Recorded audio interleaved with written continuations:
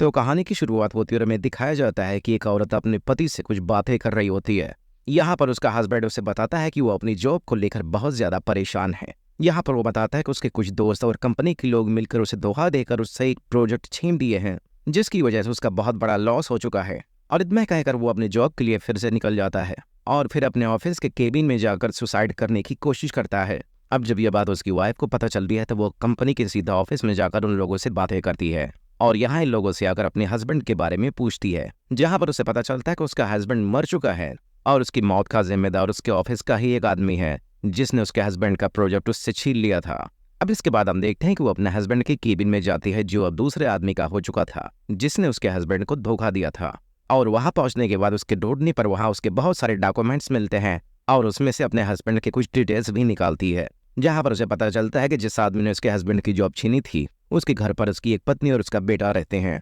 और उन्हें एक कोचिंग टीचर की जरूरत भी है। अब इस बात का फायदा उठाते हुए वो औरत उसके घर पर पहुंच जाती है और उसके पास एक फर्जी अपॉइंटमेंट लेटर भी होता है और अब वो कोचिंग देने के लिए उनके घर पर रेडी थी और अब से वो उन्हीं के घर पर रहने लगती है। अब हम देखते हैं कि ये औरत डेविड के घर पे पहुंचकर उसके बेटे को पढ़ाई कराने का काम शुरू कर देती है और यहाँ पर वो अपने कातिल अदाओं से उसके लड़के के अरमान जगाती है, जिसे देखने के बाद उस लड़के का माहौल बिगड़ने लगता है, लेकिन वो जैसे तैसे खुद को कंट्रोल रखता है। अब हम देखते हैं कि रात के टाइम जब वो औरत अपने कपड़े बदलती है तब ये लौंडा उसे छुपकर देख रहा होता है और ऐसा करते वक्त इसे बेहद मजा आ रहा था। लेकिन तब तक उस लौंडे की नौकरानी वहां पर आ जाती है, जो उस लड़के को वहां से जाने को बोलने लगती है, जिसकी वजह से इस लौंडे का मौसम बनते बनते बिगड़ जाता है। अब हम अगली सुबह इस औरत की एक और नई चाल देखते हैं, जहां पर वो उस लड़की की मॉम की चाय में कुछ नशीली दवाइयां मिला देती है और फिर वो वहां से सीधा उसके बेटे के पास जाती है, जहां पर वो उससे अकेले अपने साथ ले जाती है, जहां पर वो उससे बह बाबू सोना करके उसे बुलाती है। जिसके बाद अगली सुबह हम देखते हैं कि अब वो लौंडा जब अपने स्कूल से लौटता है तो वो फौरन अपनी टीचर को देखता है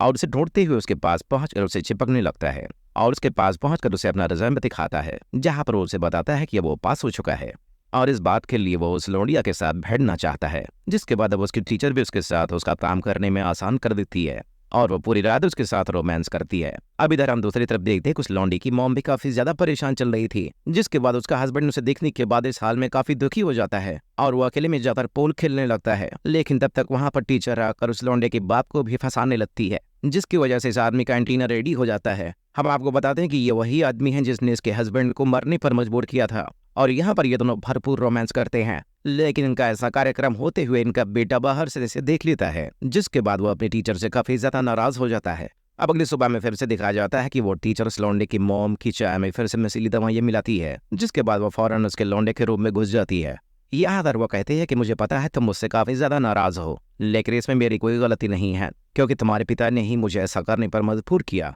अभी सुनने के बाद ये लौंडा मान जाता है और इधर इसका हथियार भी दूसरे राउंड के लिए तैयार हो जाता है, जिसके बाद अभी दोनों फिर से रात भर के लिए शुरू होने वाले थे। अब अगली सुबह में दिखाया जाता है कि इस लौंडे की मॉम की तबीयत और भी ज्यादा खराब हो चुकी थी और इसकी टीचर उसे फिर से सुबह सुबह नशीली वाली चाय की दवा देने आई है। लेकिन अब की बार वो जैसे ही चाय पीती उसे कुछ न कुछ समझ में आ जाता है कि उसके चाय में जरूर कुछ मिलाया गया है। अब इसी रात में हमें दिखाया जाता है कि वो टीचर उस लौंडे की मॉम को मारने के लिए घर के सारे लाइट्स को ऑफ कर देती है, जिसे देखने के बाद वो औरत बहुत डर जाती है। तभी उसका हस्बैंड भी उसके पास आ जाता है और अब वो सारी बातें अपने पति को बताती है, लेकिन उसका हस्बैंड उसकी बातों पर यकीन नहीं करता, क्योंकि वो नशीली दवा की वजह से काफी नशे में रहती है। अब अगली सुबह हम देखते हैं कि वो टीचर फिर से उसकी मॉम को मारने की कोशिश करती है और यहाँ पर इन दोनों में काफी तेज भिड़ंत हो जाती है। अब इधर हमें उस लौंडे के बाप को दिखाया जाता है, जिसने अपने साथी को धोखा देकर उसकी ऑफिस को हड़प लिया था। यहाँ पर उसके केबिन में अपने दोस्त की एक फोटो दिखाई जाती है, जिसे देखने के बाद वो समझ जाता है कि वो औरत जो उसके घर में है वो उसकी ही बीवी है और वो उन लोगों को पेलने के लिए सिर्फ वहां पर आई है।